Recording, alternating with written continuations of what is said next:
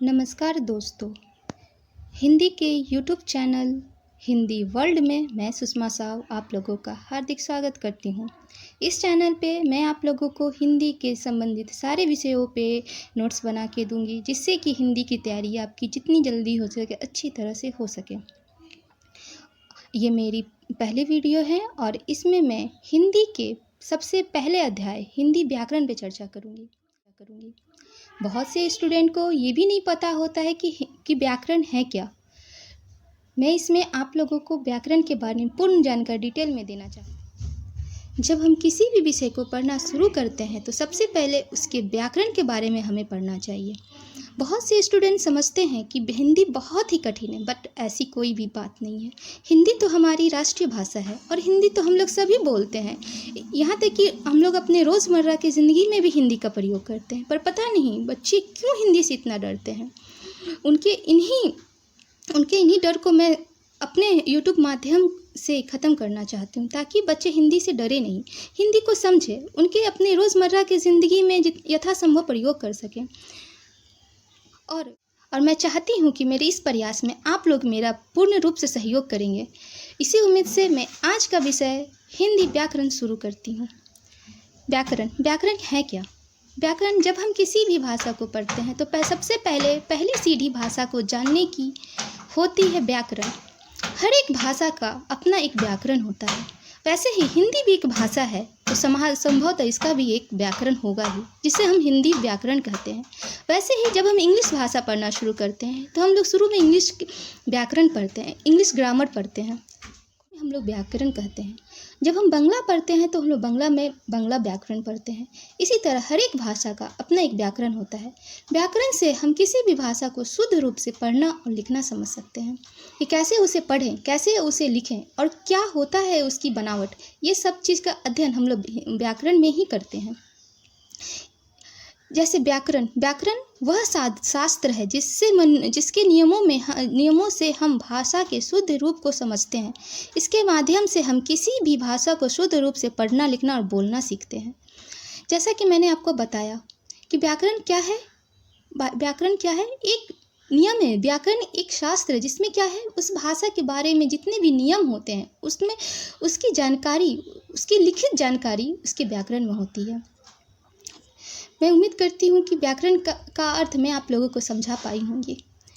इसके कुछ तथ्य मैं आपको बताना चाहती हूँ। जैसे प्रथम सुव्यवस्थित व्याकरण अष्टाध्यायी है, जिसकी रचना पाणिनि ऋषि ने की थी। यह एक संस्कृत व्याकरण है। हिंदी भाषा की तरह ही हमारी संस्कृत है। संस्कृत को हिंदी की जननी कहते हैं। बहुत पहले वैदिक युग में हम लोग हिंदी भाषा न बोल के संस्कृत भाषा बोलते थे। उस समय उस भाषा का भी व्याकरण था, जिसकी रचना पाणिनि ऋषि ने की थी। प्रथम हिंदी व्याकरण ब्रज भाषा में है। ब्रज भाषा हिंदी की एक बोली है। इसमें प्रथम हिंदी व्याकरण की रचना की गई थी, जिसे मिर्जा खां ने 1658 में की थी, 1658 ईस्वी में।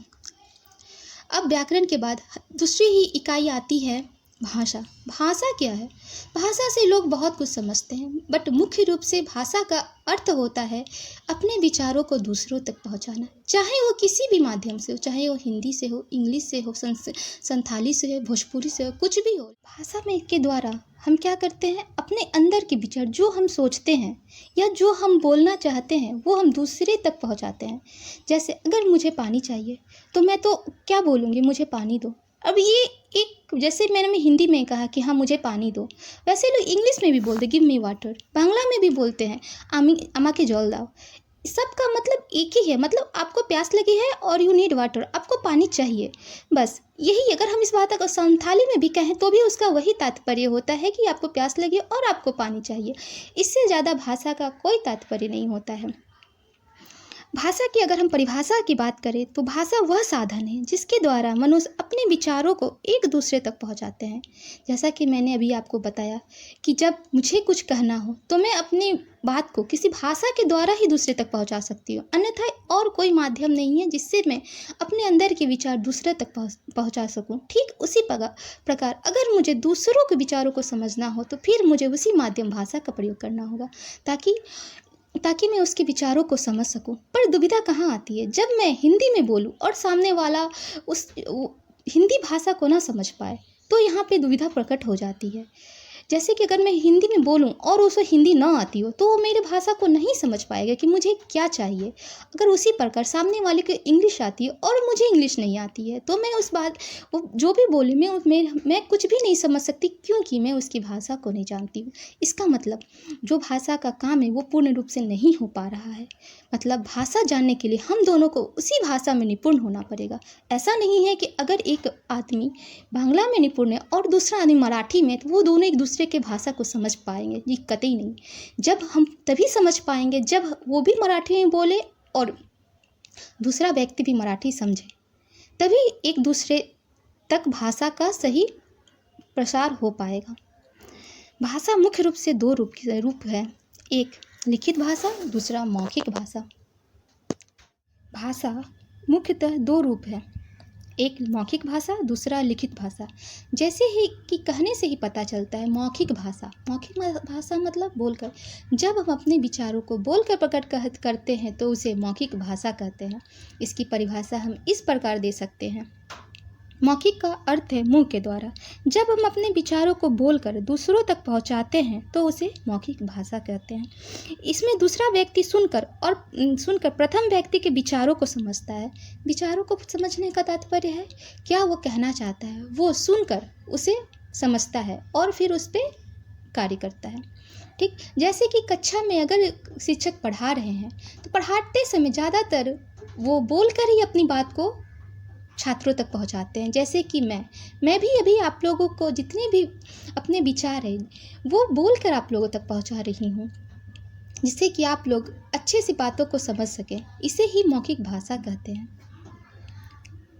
इसका उदाहरण जैसे जब हम लोग टेलीफोन पे बात करते हैं, जब हम लोग टेलीफोन मतलब मोबाइल, अभी तो टेलीफोन है नहीं, लोग मोबाइल का प्रयोग कर रहे हैं। मोबाइल पर जब हम बातें करते हैं तो क्या वहाँ कोई लिखित रूप है? जी नहीं, हम लोग कागज़ नहीं देखते हैं, हम लोग बातें लिख कर नहीं करते, हम लोग क्या करते हैं, फ़ोन पे बोल कर बातें करते हैं। तो ये क्या है, ये भाषा का मौखिक रूप है। जैसे कविता सुनना, जब हम लोग किसी कवित्सों में जाते हैं तो क्या होता है, वहाँ पे कवि बोल कर कविता सुनाते हैं। या हम लोग किसी हास्य प्रोग्राम में जाते हैं तो क्या सुनते हैं, वहाँ पे जितने भी कवि होते हैं वो क्या करते हैं, कविता बोल कर कविता सुनाते हैं, जिससे हमें हंसी आती है। ये सारे माध्यम क्या है, मौखिक माध्यम है। इसके द्वारा लोग मतलब सुनकर बातों को समझते हैं और उस पर अपनी प्रतिक्रिया जताते हैं। इसमें ही भाषण भी आता है। जब हम लोग किसी नेता, स्कूल में कोई प्रोग्राम होता है तो सर, या फिर किसी भी विशेष प्रोग्राम समारोह में जब कोई व्यक्ति भाषण देते हैं तो भी ये भी एक मौखिक रूप ही है।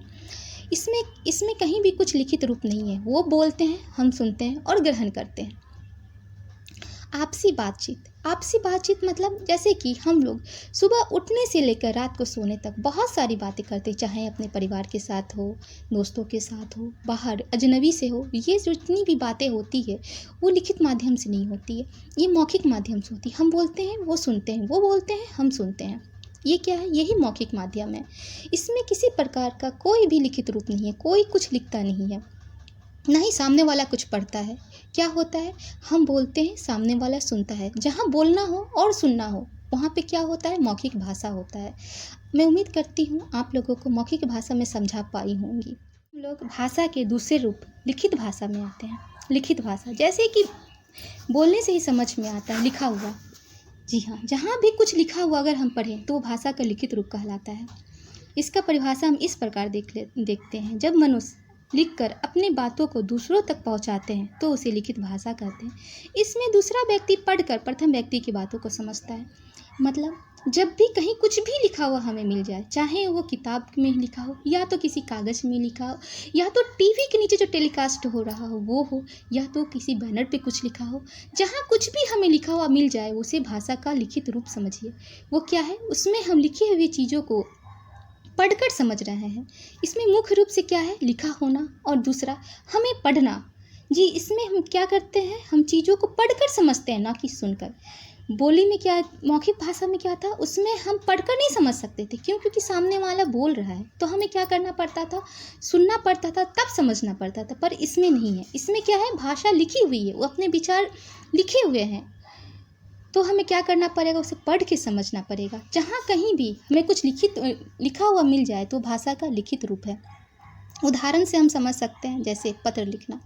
अभी तो आजकल लोग पत्र नहीं लिखते हैं, पहले हम लोग पत्र लिखा करते थे, उसे हम लोग भाषा का लिखित माध्यम कह सकते हैं, क्योंकि हम पत्र में अपने विचारों को लिखकर अपने सगे संबंधियों तक पहुंचाते थे, तो वो भाषा का लिखित माध्यम था। दूसरा, समाचार पढ़ना।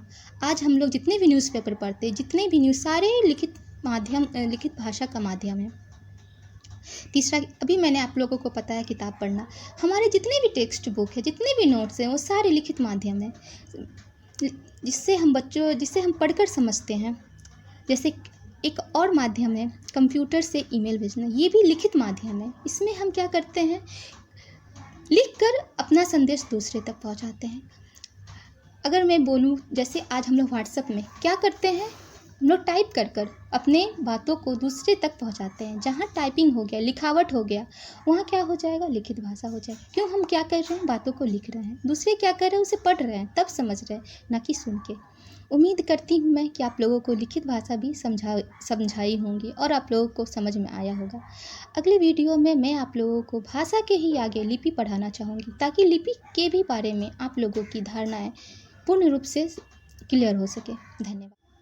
तो नेक्स्ट वीडियो आप लोगों को मेरी लिपि पे मिलेगी, लेकिन मैं चाहूँगी कि अगर मैं आप लोगों को थोड़ा सा भी हिंदी के बारे में जानकारी दे पाई हूँ, तो मैं आपसे ये उम्मीद करूँगी कि आप मेरे इस वीडियो को ज़्यादा से ज़्यादा शेयर करेंगे और मेरे चैनल को सब्सक्राइब करेंगे, और मेरे वीडियो को तो लाइक करना बिल्कुल भी नहीं भूलेंगे, ताकि मैं दूसरे वीडियो बनाने के लिए प्रेरित हो सकूँ।